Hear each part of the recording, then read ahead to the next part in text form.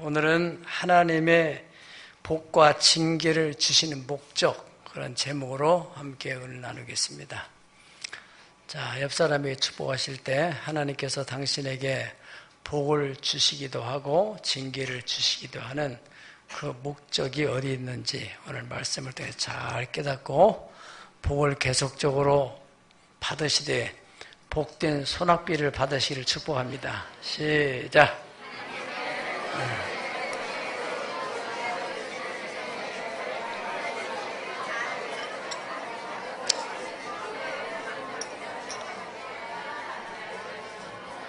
네, 아멘.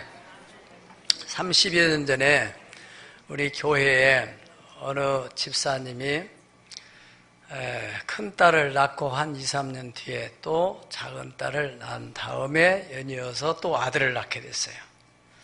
그런데 그때 이제 남편이 또 저 중동으로 가는 이제 붐이 많이 일어나서 중동 사우디에 가서 이제 돈을 벌기 위해서 갔는데 이 자녀들을 양육하는 게 참 만만치 않고 또 거기에 오빠가 되시는 분이 아기를 못 낳아가지고 남편하고 상의해가지고 둘째 딸을 오빠에게 그 양녀로 보냈단 말이죠.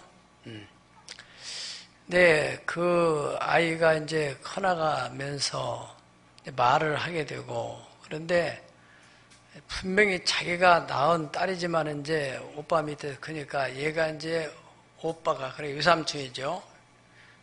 유삼촌이 자기 아빠 또 유승모가 자기 엄마로 알고 이 친엄마한테는 고모라고 하는 거예요. 고모. 네. 그러니까 뭐 우리야 뭐 그런가 보다 하지만은 그 10달 동안 배에다 넣고 참 양육한 어머니의 그 마음에는 그렇게 기분이 좋지는 않을 것 같아요.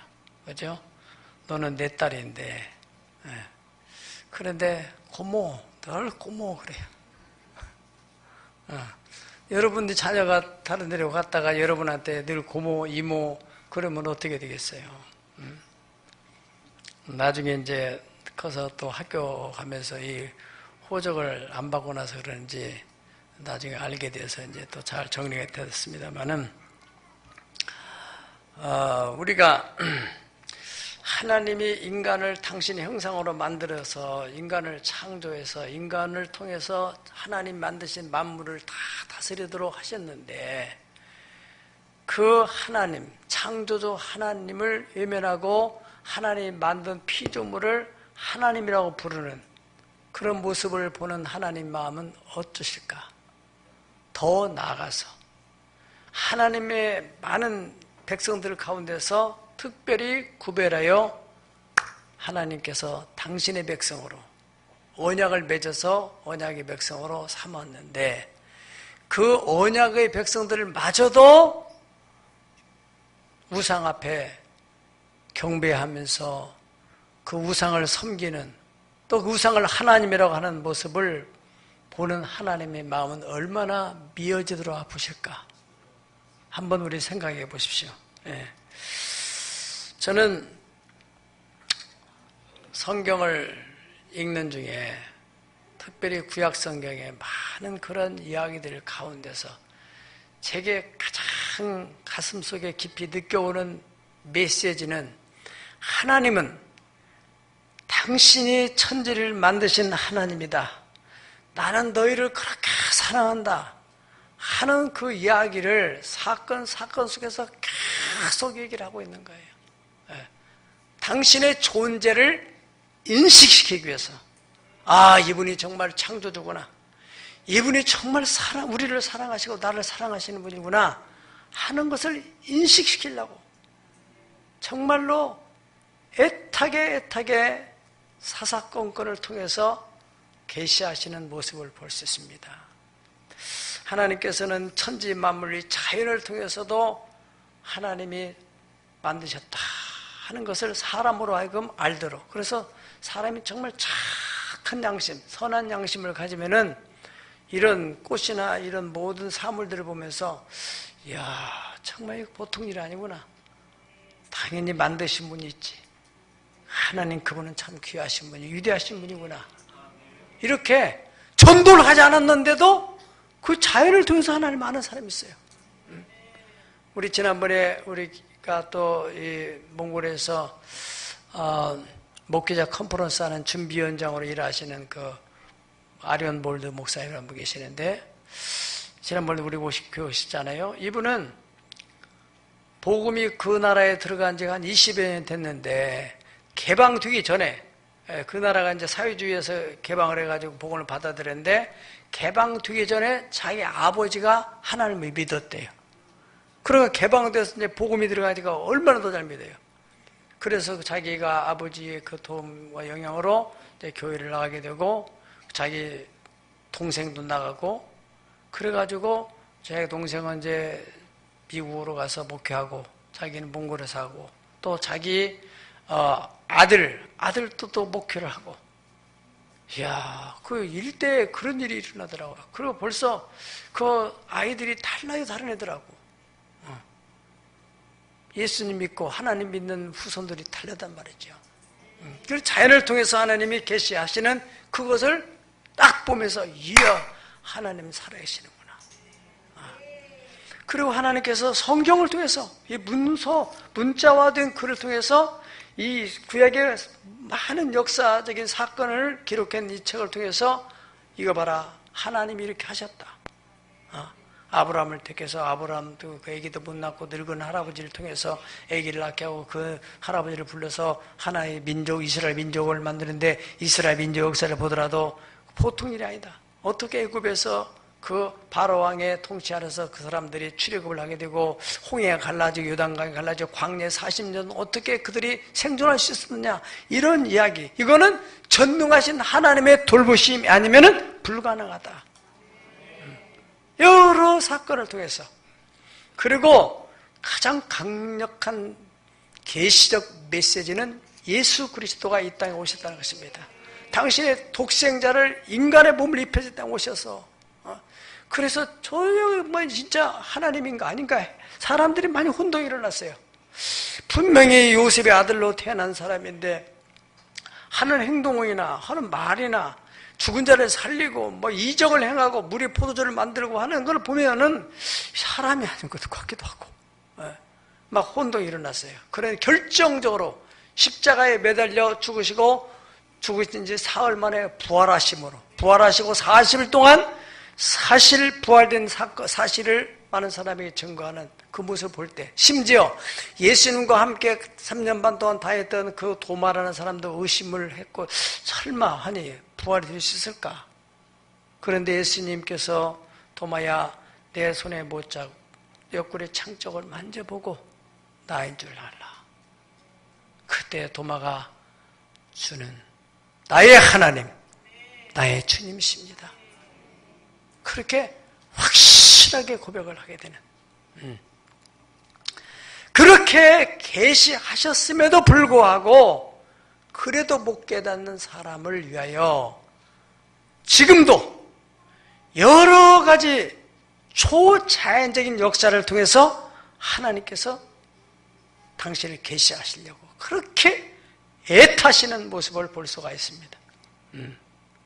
초자연적인, 사람들이 이성으로는 도저히 용납되지 않은 그런, 이해할 수 없는 그러한 사건이 날 때, 이야, 이거 참 놀라운 일이다. 하나님이 정말 계신가 보다. 안 믿는 사람들도, 그래요. 때로는 하나님이 초자연적인 축복을 해요. 그래서 어떻게 저렇게 망하는 집에서 갑자기 회사가 반전을 일으킬 수 있을까? 다 이 주변에 그 업체들이 저 집은 망하겠다. 그런데 희생의 일이 벌어진다 이거야. 하나님이 하시려면 간단해요, 어려워요? 간단해요. 하나님이 하실 방법 여러 가지가 있습니다. 오늘 간증하신 분대로 소망을 갖게 되면은, 이 소망은 삶의 에너지입니다. 에너지. 소망은 내가 가고 싶어서 갖는 게 아니에요. 하나님이 소망을 주시는 거예요. 아멘. 하나님으로부터 소망이 생기면은 어디서 모르는 그 용기가 막 생기고, 할렐루야. 또 때로는 하나님께서 저 집은 절대 망하지 않겠다, 저렇게 단단한 회사, 재정 규모가 아주 단단한 그런 회사가 도저히 망할 수 없을 것 같은데 어느 날 확실하게 망해버려서 다시 재기할 수 없는 상태까지 망하는 그런 일들. 사람 개인도 마찬가지예요. 예. 사람들이 그런 걸 보면서 이야, 정말 저런 일도 있구나. 이야, 정말 하나님이 살아계신가 보다. 그렇게 하나님이 살아계시다, 하나님은 사랑하시는 분이다, 그런 것을 하나님께서 사람들에게 인식시키려고 그런 초자연적인 일을 하신다는 거예요. 그래서 사람들이 어떻든 그러한 초자연적인 하나님 역사를 경험하기만 하면은 어떤 일이 벌어지냐면은 그 살아계신 하나님에 대한 두려운 마음을 갖게 돼요. 경외하는 마음을 갖게 된단 말이죠. 경외하는 마음을 가지고 하나님을 섬기고 그 섬김으로 말미암아 하나님의 축복을 받아서 이 땅에 복을 누리고 행복하고, 그걸 보는 사람들에게 또 그 불신자에게 전함으로써 다른 사람이 예수를 믿게 되는 축복의 통로가 되고, 더 나아가서는 이 세상을 떠나면 영원히 하나님 나라에서 영광 중에 살도록 하기 위하여서 하나님께서 여러 초자연적인 방법을 통해서라도 하나님의 존재를 인식시키려고 하신다 그래요. 오늘 또 여러분의 말씀을 통해서라도 하나님의 존재를 인식하는 귀한 시간 되기를 축복합니다. 오늘 말씀의 26절을 다 같이 읽어보겠습니다. 26절 시작.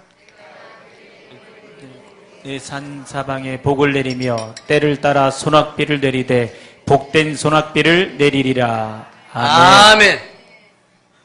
이거 별로 돼요? 나는 대단히 흥분이 되는 말씀인데, 복을 내리고 내 산 사방에 복을 내리며 때를 따라 소낙비를 내리되 복된 소낙비를 내리겠다. 올해도 얼마나 가뭄입니까 지금. 저 북한은 100년 만에 오는 가뭄이라고 그래요. 예. 우리 박물관에 그 지하도 700m를 뚫은 건데 상당히 그 물이 지금 부족한 걸 느껴요 제가. 예. 그렇게 가문데 하나님이 하늘을 열고 비를 한번 쏟아 부으면요, 순식간에 어떻게 돼요? 다라이가 철렁철렁 찹니다. 그게 바로 복된 소낙비예요. 농경사회는 그렇게 표현했지만은 여러분들의 이 산업화 또 이 정보화 사회에서 여러분들의 경제적인 어려운 문제에 대해서 하나님이 축복하려면 어느 날 그냥 확 열어버리면은 그냥 확 해결나는 거예요. 하루아침에. 아멘. 예. 그것은 뭐 때문에? 하나님의 존재를 인식하기 위해서. 그러니까 평생 여러분, 예수를 믿는 여러분들 한 번쯤은 이 복된 소낙비를 맞아보고 축복합니다. 아브라함도 이 복을 맞게 됐잖아요. 그래서 100세가 됐을 때 하나님의 초자연 능력으로 아기를 낳게 되는, 그러면서 아브라함이 하나님의 존재에 대해서 처음에는 좀 희미했지만은 확실해지게 되고, 그런 확실한 믿음을 가지고 하나님의 아들을 바치라고 할 때도 확실하게 바칠 수 있었던 거예요. 이렇게 내 몸이 죽은 것 같은 거와 사라의 태가 죽은 것 같음을 다 분명히 다 알잖아요. 본인이 알고. 그런데 아기를 주신 하나님이 이 아들을 바쳐도 하나님 무슨 방법을 또 주시겠지. 할렐루야. 그 아들 이삭도 마찬가지입니다. 이삭도 하나님 말씀에 순종했던 어느 날 그 순종의 사건으로 인하여서 그 해 농사를 졌는데 몇 배요? 100배의 복을 받았다고 그랬습니다. 야곱도 마찬가지예요. 야곱. 맨주먹으로 삼촌집에 들어갔는데 20년 만에 큰 거부가 되어서 나오는, 도대체가 그 하얀 양떼에서 얼룩이 껌둥이가 나올 수가 없는데 하나님이 초자연적인 역사로 인해서 부가 이동이 되는 겁니다. 예. 그 4대 요셉이라는 사람 어떻습니까?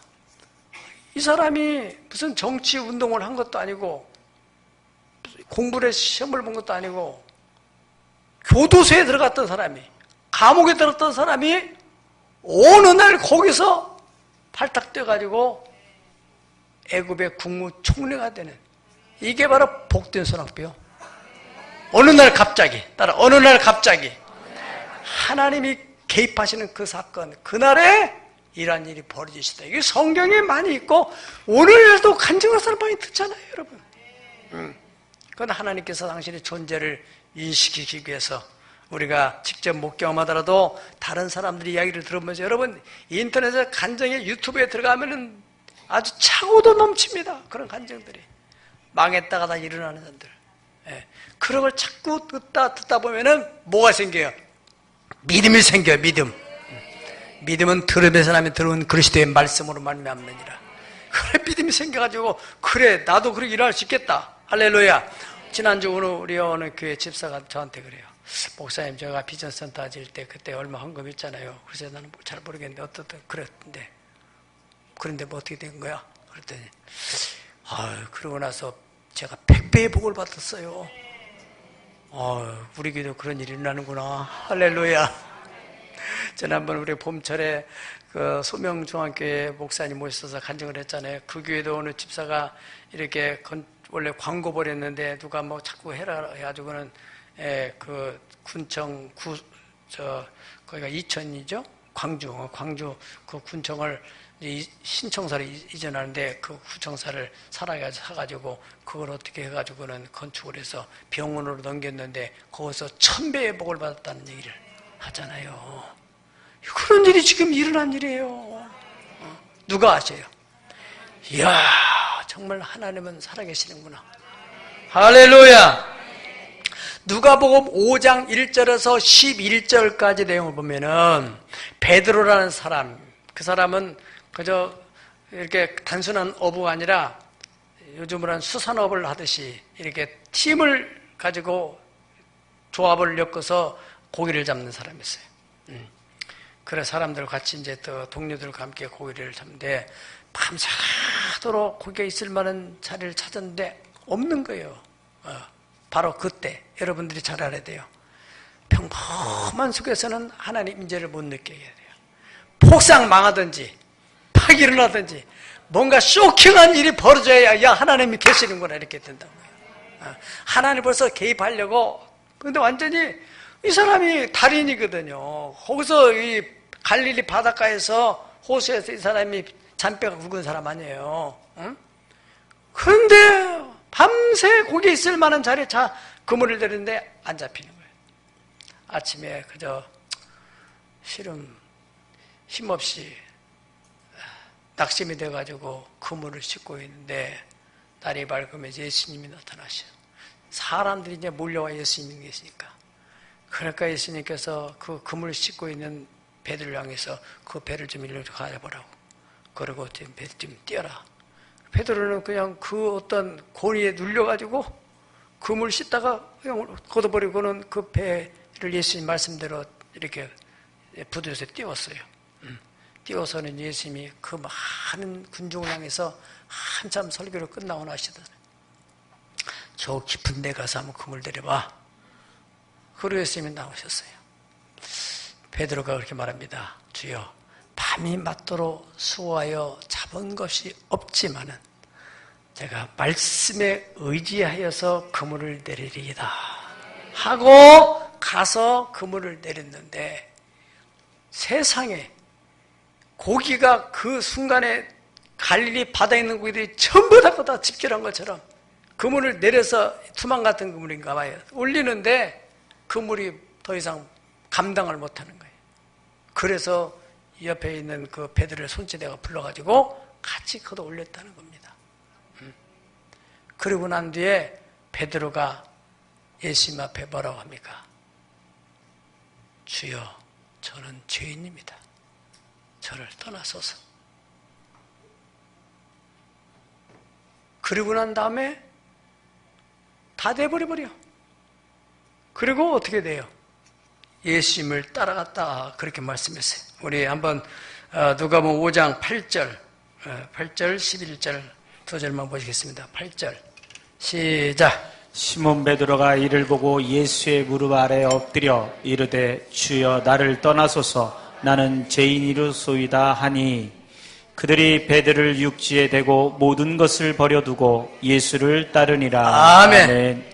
아니 지금 고기 잡으려고 밤새 애를 써서 그 소원하던 고기를 꽤 많이 잡았는데 다 팽개치고는 예수님을 따라서 나가버렸다는 거예요. 어쩌 그런 일이 있을 수 있을까요? 이게 보통 일이 아니구나. 이게 뭐 내가 이렇게 고기나 잡아서 팔아먹고 살 것이 아니라 저분을 따라다니면 내 인생이 대박 나겠다.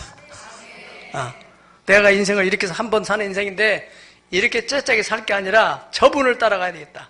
그러면 내 인생의 길이 새롭게 열리겠다. 할렐루야. 뭔가 이 감이 있어야 사람이에요. 결단을 내리고 예수님을 따르게 돼요. 결국에 베드로는 예수님이 수제자가 되고 세상을 떠난 후에 천국에서도 베드로의 이름이 영광스러운 이름으로 남아있어요. 잘한 거죠 그때. 여러분 그렇습니다. 오늘날도 이렇게 뭔가 세상적으로 일어나다가 뭐 이렇게 막히고 그래서 하나님의 어떤 큰 체험을 하고 난 사람들이 다 때려쳐버려요. 예. 요즘에 유튜브에 뜨고 있는 어느 목사님, 박아무개 목사님이라는 분은 원래 그 목사님의 자녀예요. 마가다락방이라는 그 인천에 가면 있는데 그 목사님 우리도 많이 갔었잖아요. 그 목사님의 자녀분인데 도대체가 하나님이 안 믿어지는 거예요. 하나님의 은혜로 어떤 의사가 됐어요, 이분이. 자기 아버지가 그렇게 얘기를 하는데도 하나님이 안 믿으니까. 아버지 세상 떠났어요. 그러다 여차여차해서 이분이 결정적으로 병이 들게 되고 그러면서 모든 걸 폭삭, 그렇게 잘 나가던 사람이 완전히 다 바닥에 내려앉으면서 거기서 하나님을 만나요. 한계 상황의 꼭지점, 인간의 한계 상황의 꼭지점, 거기서 하나님을 만나신 겁니다.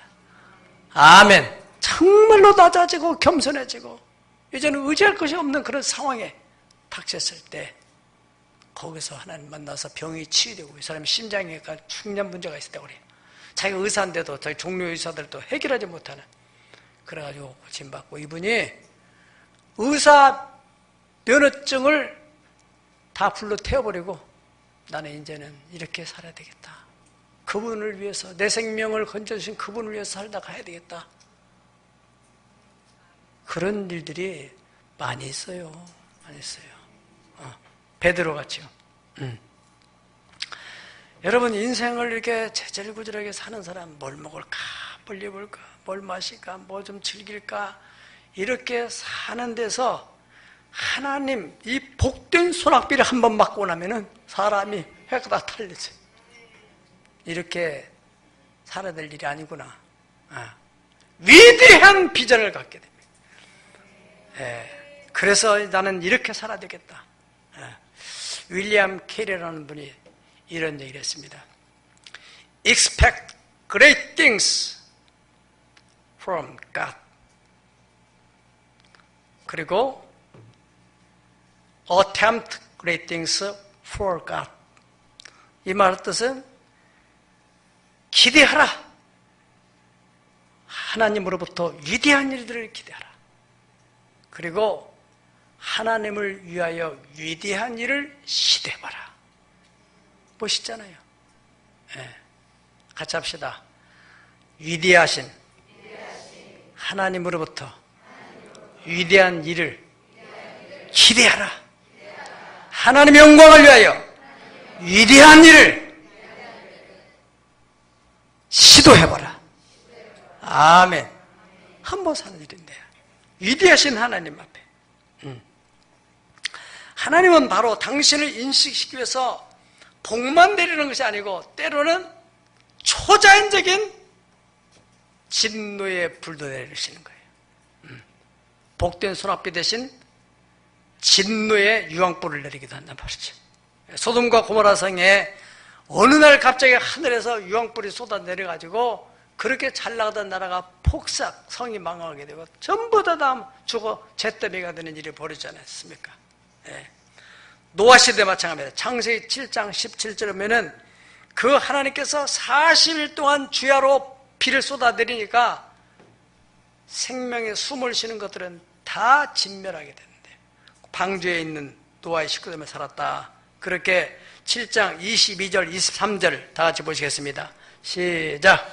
육지에 있어 큰 코에 생명의 기운이 숨이 있는 것은 다 죽었더라.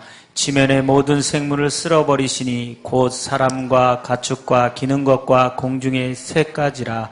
이들은 땅에서 쓸어버림을 당하였으되 오직 노아와 그와 함께 방주에 있던 자들만 남았더라. 아멘. 아멘. 왜 하나님께서 이렇게 잔인할 정도로 이러한 일을 행하십니까? 나는 이러한 분이야. 나는 천지를 창조하셔서 내가 복도 내리기도 하지만은 화도 내려.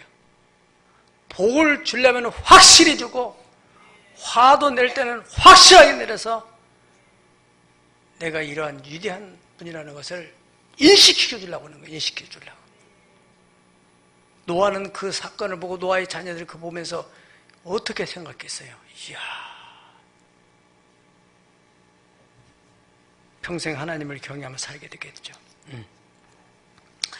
하나님께 선민 이스라엘 백성도 역시 마찬가지로 그 바벨론의 포로로 끌려가서 70년 동안 혹독한 고생을 하게 되는 것 역시 하나님을 인식시키려고. 나는 너희 하나님이야. 예레미야 선지자를 통해서 그렇게 경고를 그렇게 했지. 수차례 했지. 그렇게 여러 선지자를 보내서 했는데도 너희가 안 들었지. 이제 더 이상 잔소리 안 해. 끝. 다. 그래서 바벨론 느부갓네살을 침략해서는 완전히 하루아침에 다 끌고 와버린 거 아니겠어요? 시드기야 왕 두 눈이 다 뽑히고 비참하게 됐죠. 지금 오늘 본문의 말씀은 이제 70년 포로 끝나고 나면은 다시 돌아오게 해서 이 나라가 어떻게 다시 회복할까, 이제 이렇게 폐허가된 나라가 아니야. 걱정하지 마라. 내가 한번 복된 소낙비를 쏟아보면은 간단해.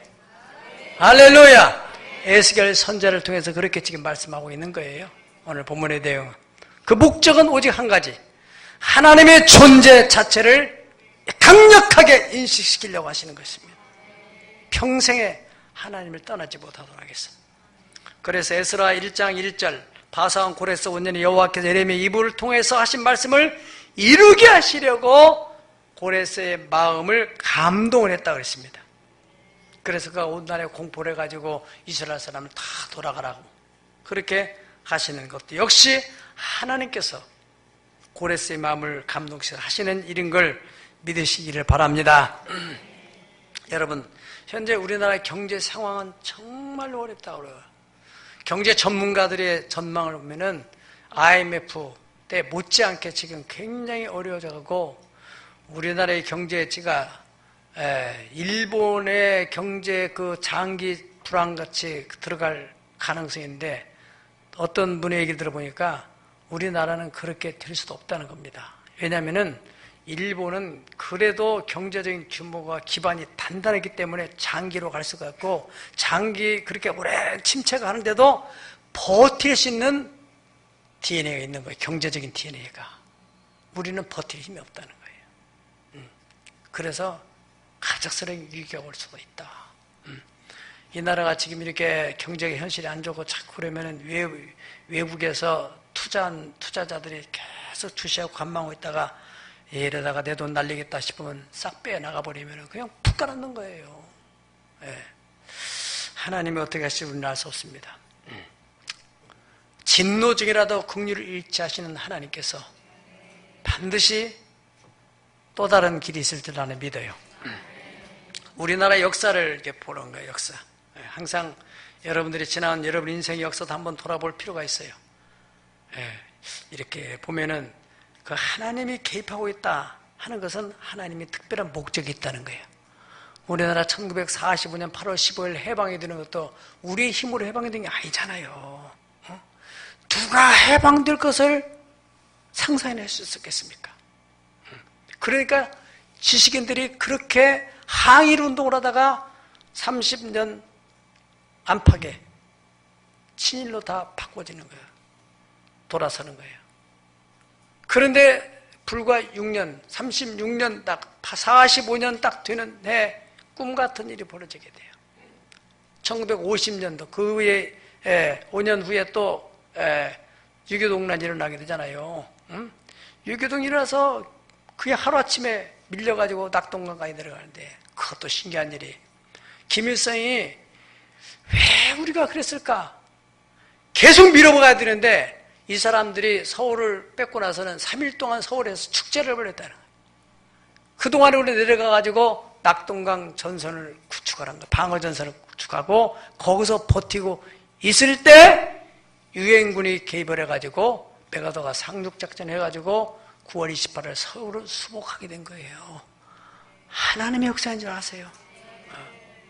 그런 잿더미 같은 나라에서 어떤 미국의 도모가 이런 원조를 통해서 이 나라가 이렇게 일어나는 80년대 그런 대경제 붕이라는 이런 모든 것들, 그리고 또 우리나라 예수 믿는 사람들 가운데서 누가 시키지도 않았는데 그 외국 나가면 구석구석에 한국 사람이 없는 데가 없어요. 디아스포라, 한국인들. 그리고 한국인들이 가 있는 곳에는 꼭 교회가 있어요. 중국인들이 가 있는 곳에는 짜장면집이 생기고. 놀라운 일이잖아요. 그래서 이 한국이 사람들이 말하는 대로 전문가들은 전문가의 식견을 가지고 보는 것이니까 그 사람들이 예견한 대로 이 나라가 폭삭 망하게 되면은 하나님의 역사의 충족, 역사를 계획하시고 섭리하시는 이 세계 선교 전략에 큰 문제가 생기게 돼요. 예. 그래도 지금 현재 세계 선교를 주도하고 있는 나라 한국이에요. 한국. 인구 비례를 따서 미국이 제일 많은데 인구 비례를 볼 때는 한국이에요. 그리고 미국을 안 받으려 미국에 대해 거부감을 가진 나라들이 있는데 한국에들은 어느 나라도 이미 우리는 다져져 있어가지고 못 먹는 것이 없고 어떤 환경에도 땅바닥에 살 수 있고 미국 선교사들은 땅바닥에 못 자잖아요.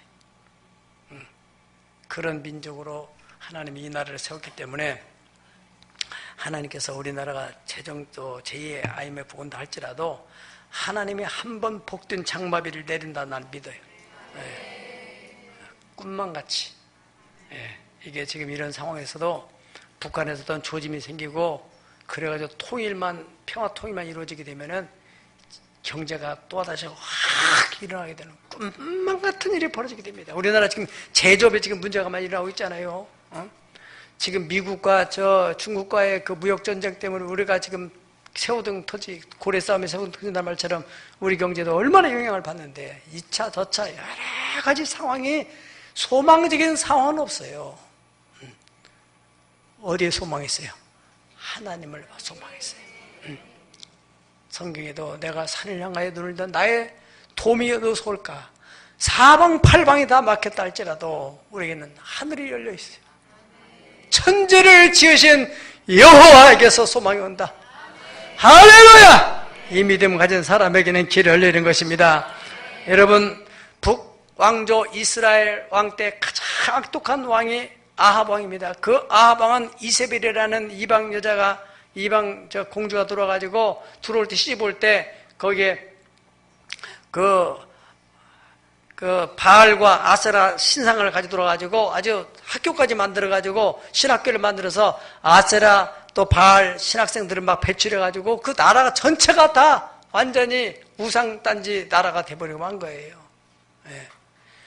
하나님이 참다.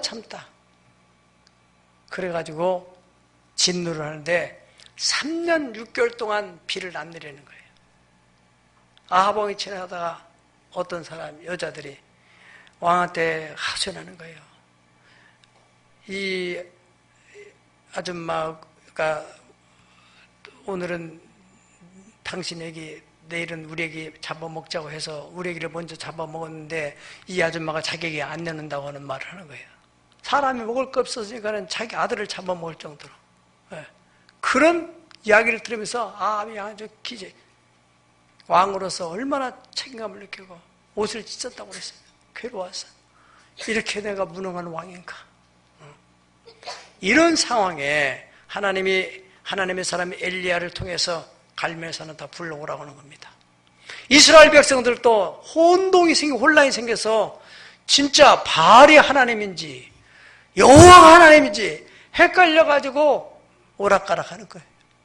그때 엘리야를 통해서 다 초청을 했어요. 백성들도 올 사람 오고 또 바알 선지자, 아사라 선지자 다 불러 모여 850명이 모여서 자, 당신은 당신들대로 거다 단을 쌓고 나는 나대로 단을 쌓고 여기서 불로 응답하는 신이 참 여호와다, 참 신이다.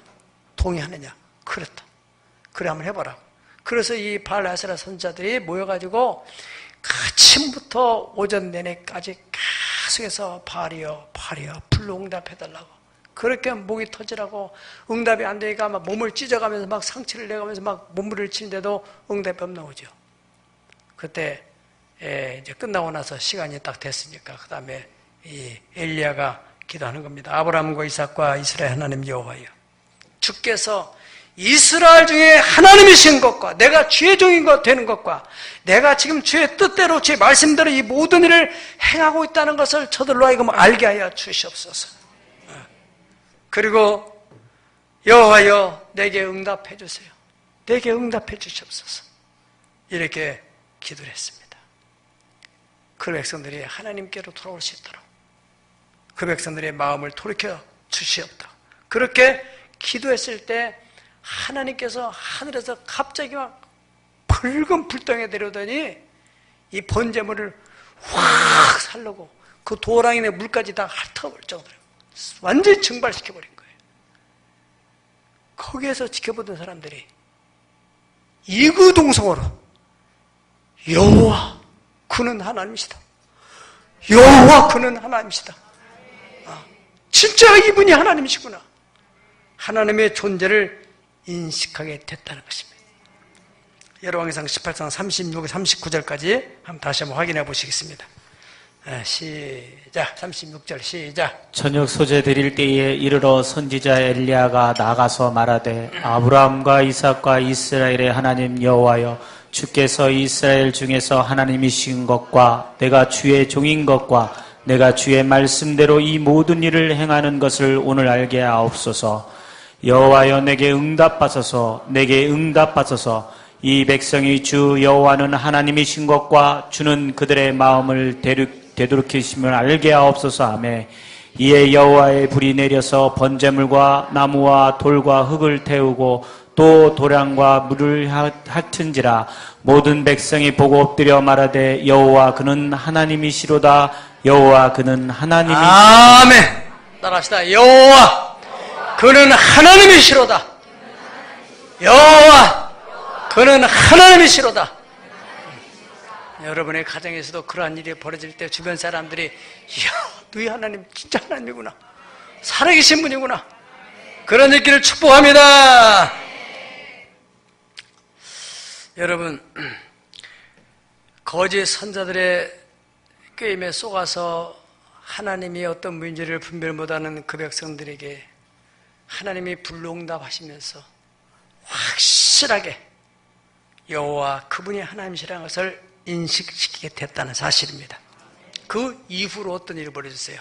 그렇게 닫혔던 하늘문이 열려가지고 그냥 소낙비를 쏟아내리는 거예요.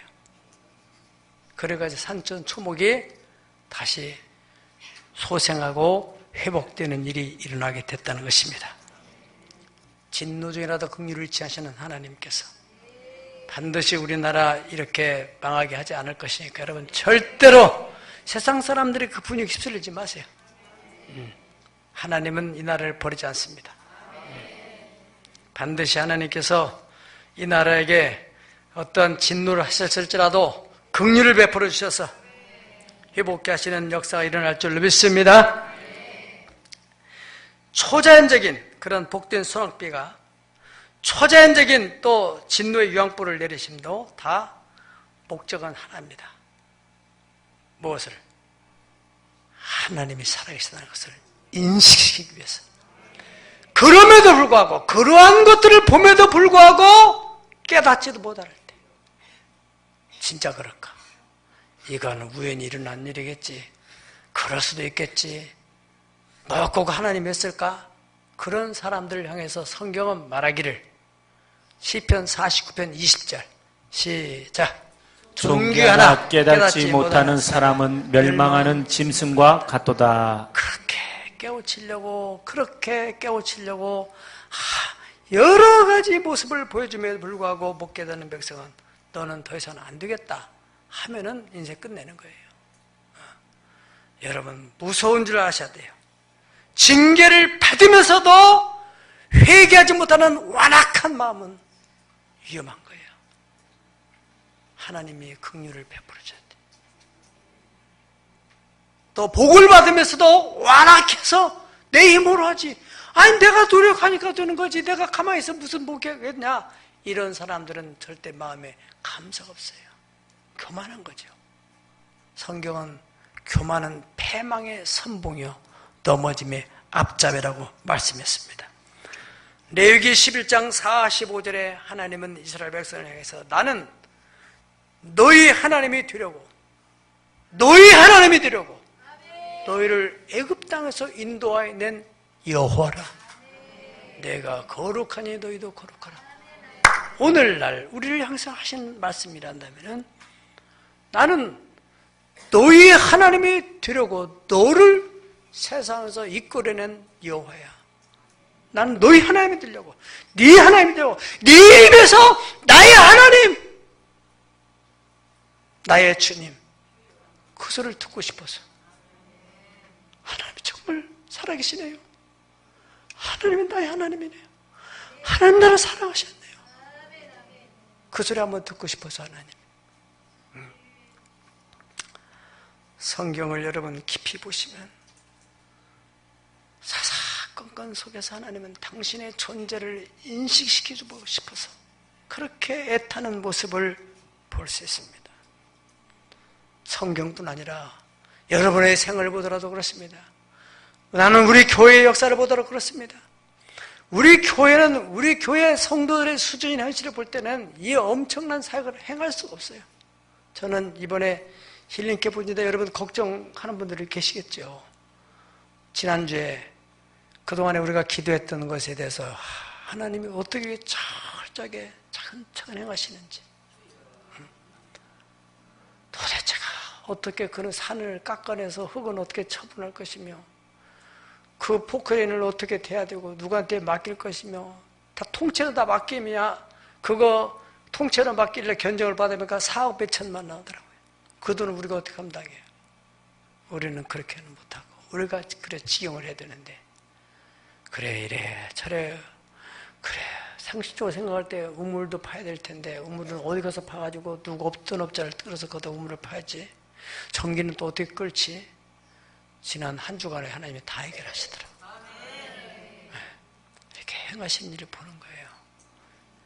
성경에 이 이스라엘 백성들이 막 홍해 앞에서 막 안절부절하고 막 왜 우리를 끌어냈느냐, 애굽에 매장지가 없더냐, 모세한테 그렇게 하니까 모세가 너희는 가만히 있어, 주가 하나님 되말지어다. 열방과 세계 가운데 주가 높임을 받으리라. 아멘.